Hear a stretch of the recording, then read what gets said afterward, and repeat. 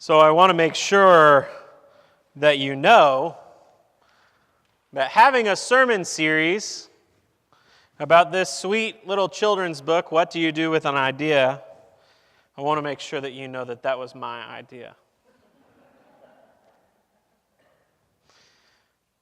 But pairing this sweet little book with Jonah, that was all Shanna's idea.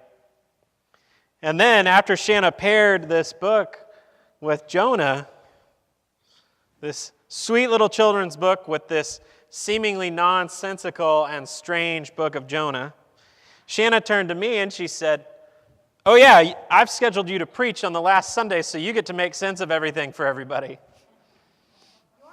You're welcome. For those of you who haven't been with us, and I know there are a few of you who are new here today, for the last 3 weeks we have been studying the book of Jonah alongside this sweet little children's book by Kobe Yamada entitled, What Do You Do With an Idea?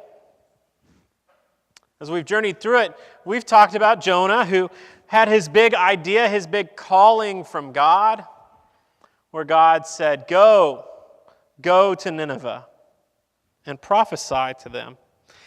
And we stood with Jonah as he heard that call and then ran the other way to Tarshish, running away from that holy idea. Then we found ourselves in the belly of the beast with Jonah, and we were reminded that there are only two ways out of a fish. Either embrace the messiness of the call, of the idea, of the holy, new, special thing, or get put out the other side. And then after Jonah found himself vomited up on the shore, we watched with Jonah last week as we read the very same scripture we read today, where Jonah preaches exactly as he has been called to do, and he gets exactly what he wants, and then he is so mad about it, he wishes he was dead. And now this week we look back over the whole story, and we ask the question that is the title of this little book. So what do we do with this idea? What do we do with this story? What do we do with this call? I love this book. It was a book that we found before Lydia was born, as we were beginning to equip her nursery with all of the things that it needed to have. And we found this book, and I needed her to have this book. I read it in a bookstore, and I just fell in love with it. And it was the last words of the book that did it for me, the words that are at the center of our message this morning. You might remember last week that our little friend who is in this story found him or herself embracing this idea. And the last lines we left off with last week were, I didn't know if I could live my life without it. And then, one day, something amazing happened. My idea changed right before my very eyes. It spread its wings, took flight, and burst into the sky. I don't know how to describe it. But it went from being here to being everywhere.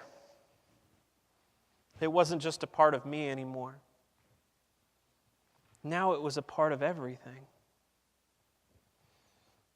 And then I realized what you do with an idea. You change the world. You change the world. You change the world. When I was in high school, there was this book that came out, and the title of the book was The Impossible Will Take a Little While. And I saw that book and I got really excited because I thought it was an instruction manual, and I bought it, and then I didn't read it. I put it on my shelf. But just owning that book made me feel good. We like the idea of changing the world. Most of us do, at least. Doesn't it make you feel so great that our energies, our ideas, our callings, our prayers, that could change the world? Many of us walk through the doors of community here hoping that we can make a difference through our mission work or through our volunteering or our praying or our believing. We like the idea of changing the world. That's why I laugh that we have wrapped this up with Jonah today, because if anyone does not like the idea of changing the world, it's Jonah. He has definitively changed his world. The 120,000 people of Nineveh have changed because of what he preached, and he hates it. He is all mad.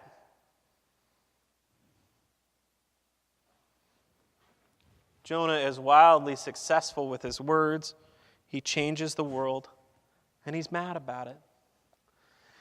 How many of us, when transformation is what we want, how many of us, when we get that transformation and that change, how many of us keep it at arm's length?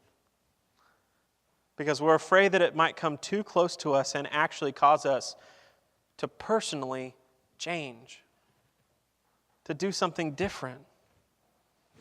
We keep it at arm's length because we're afraid that transformation might hit us where it truly counts, where we might do something differently with our lives. There's a small poem by Wilbur Reese. He says this. I think it sounds a lot like Jonah. I would like to buy $3 worth of God, please.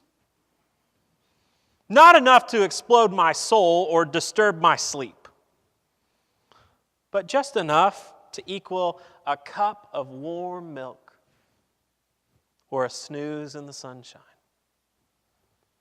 I don't want enough of God to make me love a black man or pick beets with a migrant. I want ecstasy, but not transformation. I want warmth of the womb, but not new birth. I want a pound of the eternal in a paper sack. I want $3 of God, please. Well, this sounds like Jonah. It definitely doesn't sound like the people of Nineveh, who upon hearing the prophecy, they cover themselves and all of their animals in sackcloth and ashes and cry out to God, fasting from food and even fasting from drinking water, an extreme fast. These people take seriously this call. They commit to turn from evil and to turn from violence. And just like the child in the story, when the holy, magic, amazing idea comes to them, they embrace the beauty of their calling. They bring it into the bright, wide world, and they allow transformation to come. There are two paths in Jonah, not just Jonah's. There are two paths. To the first, the people of Nineveh willfully embrace their own responsibility. They dress themselves, and they even dress the dog in sackcloth and ashes. The second path, God asked Jonah twice, "What good is your anger?" And both times, Jonah just sits in it. He just stews. That is where Jonah ends. The end.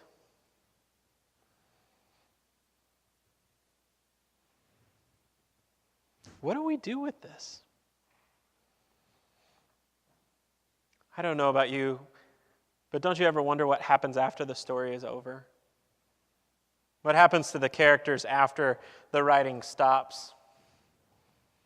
Like, don't you wonder, in this story of these two worlds rocked, what happens to Jonah and what happens to Nineveh afterwards? I mean, really, their stories are deeply intertwined. Jonah's story can't happen without Nineveh's conversion, and Nineveh's conversion couldn't happen without Jonah. What do you think happened to them afterwards? I want to invite you to try just a little bit, not too much, too much is a little overboard, but a little bit of biblical imagination. I think if we're really honest with ourselves about the story, we probably know what happens next from some of the hints that are dropped. Let's do this biblical imagining. Just Imagine Jonah sitting on the hillside east of the city, looking down on the king and the Ninevites, dressed in sackcloth and ashes, all having been spared from God's wrath, and wondering to himself how they got that much sackcloth for their cattle on so much short notice. Jonah sits and stews. And I want to imagine that Jonah probably pouted for a while. Because I know a few things about anger personally. I know you all don't know anything about anger, but I know a few things about anger. And I know that when I'm angry, there's some pouting that goes with it. Imagine Jonah pouting, looking on the animals and the people. And then I imagine him looking up, because I can't think that he sits there for too long alone without somebody noticing him. And in my imagination, the person that notices Jonah is a small little girl, full of pep and excitement, bounding up the hill, covered in ashes and sackcloth. And she moseys up to Jonah, and she says, "What are you staring at?" And Jonah, in his pout, says, "A disaster." She takes a really hard look in the direction that Jonah is looking, and she says, "I don't see a disaster. I see the place where I live. That's where my family is." And Jonah says, "Well, your family should be glad, because I saved them from disaster, and they don't even care about it. Ungrateful, no good Nineveh." The little girl sits and thinks. She turns to Jonah and she says, "I'm sorry. I didn't know that you helped us. I thought the king was the one who told us to cry out to God. I even dressed my cat in sackcloth because he told me to." Jonah sits and thinks and gets angry. "What are you even doing here? Just let me be alone." The little child is already on her feet, dusting off her pants as she gets up to walk away. She says, "Look, I don't know what your deal is, mister, but when I'm feeling bad, when things aren't going my way, I like to eat." She says, "You should come eat with us. We're about to break this fast together. And there's going to be more than enough for you if you want to come. You should come." And with that, she's off. Jonah sits and realizes that in his haste to get to Tarshish and then to come back to Nineveh, he hasn't had anything to eat. There must be something about being vomited up by a giant whale that causes you to lose your appetite. Jonah is bone dry. But still, this little girl forcing her whatever it is on him, he doesn't want it. He just wants to sit and stew. But just a small bite to eat might be good. As the child runs away, Jonah begrudgingly gets up and dusts himself off and finds himself tracing her steps. It always seems to be the case, whether it is in Scripture or in story, in song or movie or show, that anytime an idea changes the world, there's a meal involved with it somehow. I really like to think that there's a meal involved here too, that Jonah has to eat afterwards as they break this fast together. When Suzanne and I got married, my sister and my brother-in-law looked for the perfect gift for us after we got married. When my sister had gotten married, I had gotten her this little lovely nativity set, and she said she just wanted to get us the right gift, and she was trying to look for it. And on the day of our wedding, she walked up and she said, "I've got the perfect gift for both of you." And she handed us a card. And inside the card it said, "Blaze and I, when you get married and you have your first house, we're going to buy you your first table." We got a picture of it right here.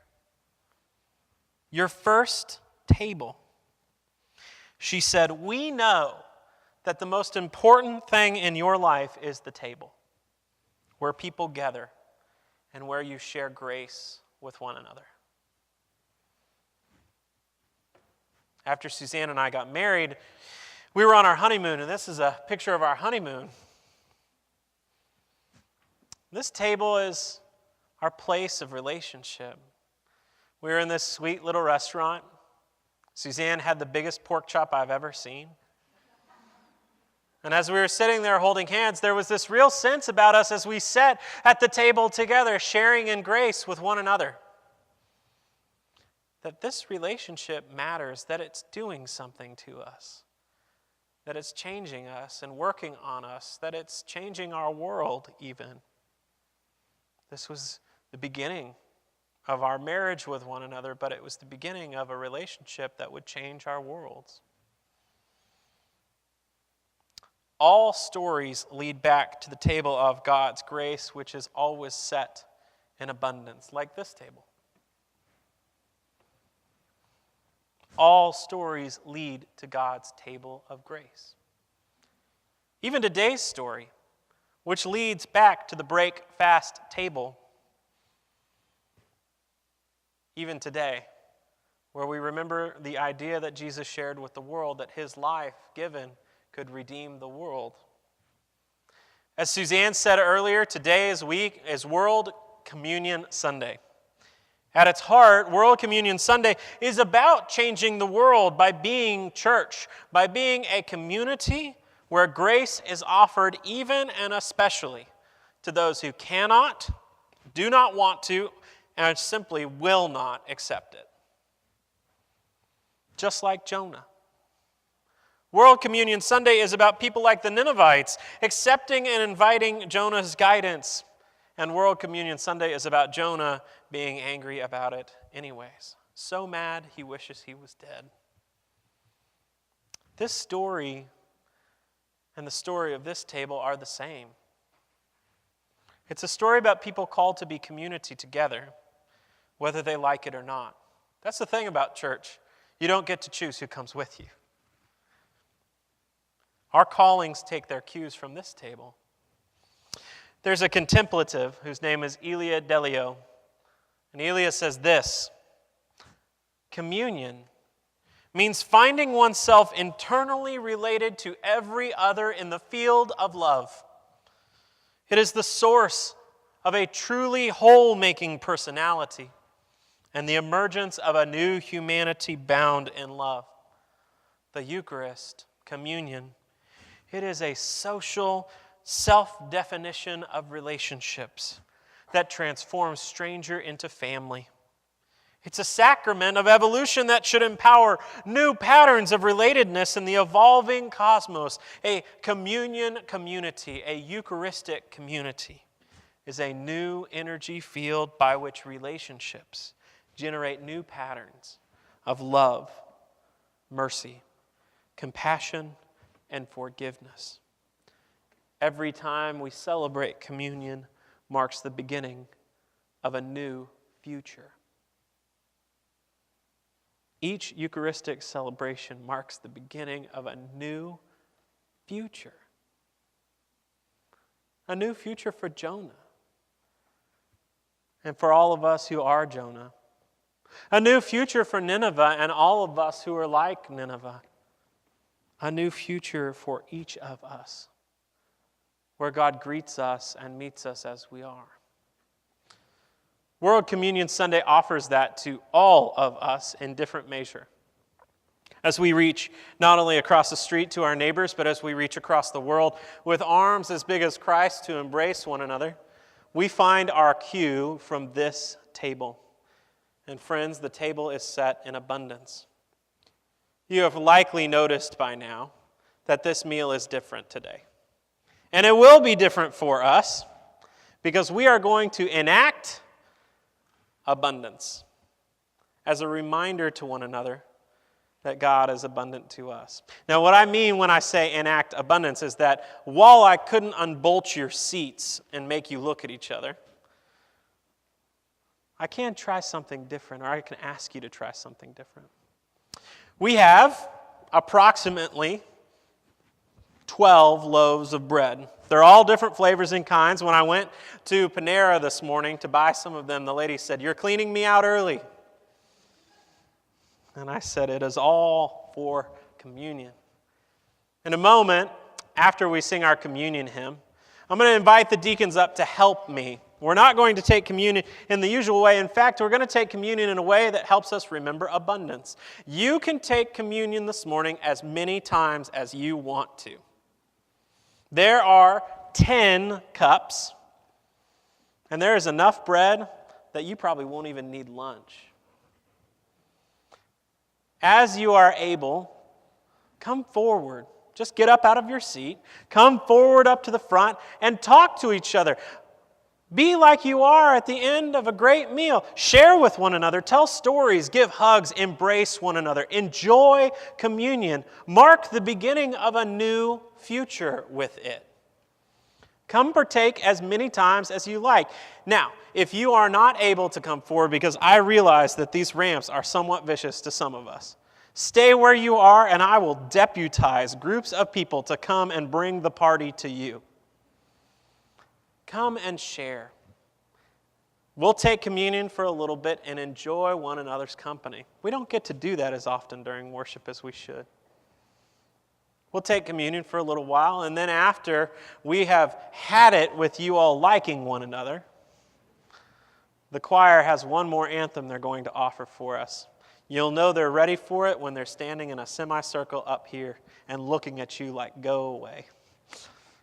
Let us come to God's table of grace, where Jonah and Nineveh, where they find common ground. All stories end at the table, and all stories start there. Let us come to God's table of grace singing together.